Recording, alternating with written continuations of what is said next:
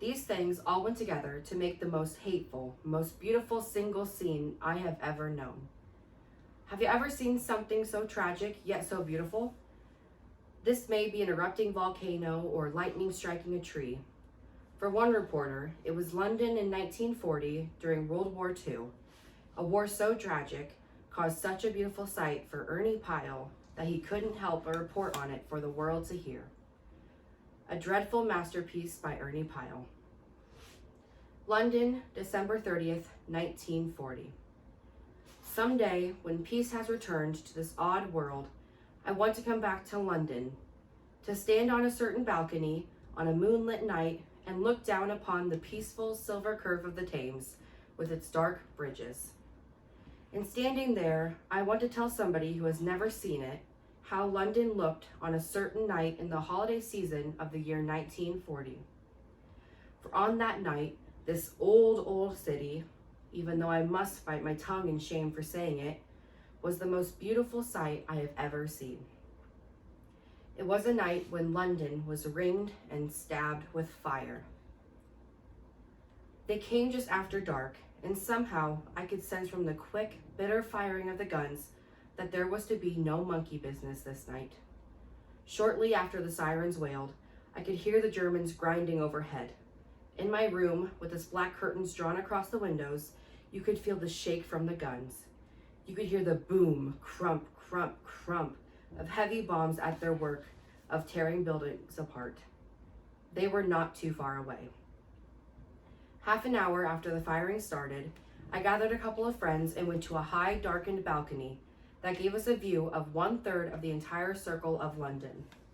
As we stepped out onto the balcony, a vast inner excitement came over all of us, an excitement that had neither fear nor horror in it because it was too full of awe.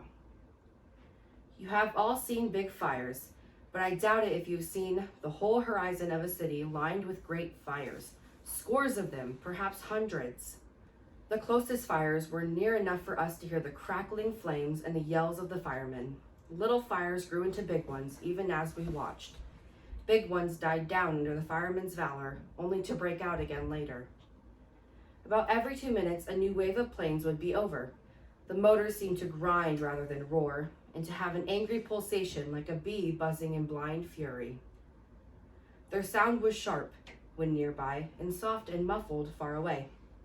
Into the dark, shadowed pieces below us as we watched whole batches of bombs fall. We saw 24 go off in 2 seconds. They flashed terrifically, then quickly simmered down to pinpoints of dazzling white, burning ferociously. The greatest of all the fires was directly in front of us. Flames seemed to whip hundreds of feet into the air. Pinkish white smoke ballooned upward in a great cloud, and out of this cloud there gradually took shape, so faintly at first that we weren't sure we saw correctly, the gigantic dome of St. Paul's Cathedral. Immediately above, the fires in the sky was red and angry, and overhead, making a ceiling in the vast heavens, there was a cloud of smoke all in pink.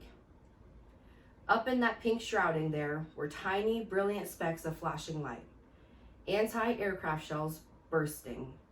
After the flash, you could hear the sound. Below us, the Thames grew lighter, and all below were the shadows, the dark shadows of buildings and bridges that formed the base of this dreadful masterpiece. Later on, I borrowed a tin hat and went out among the fires.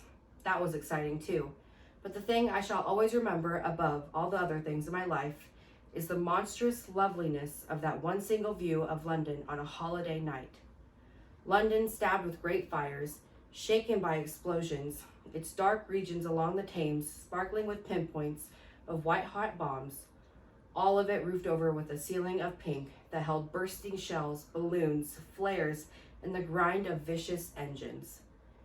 And in yourself, the excitement and anticipation and wonder in your soul that this could be happening at all. These things all went together to make the most hateful, most beautiful scene I have ever known.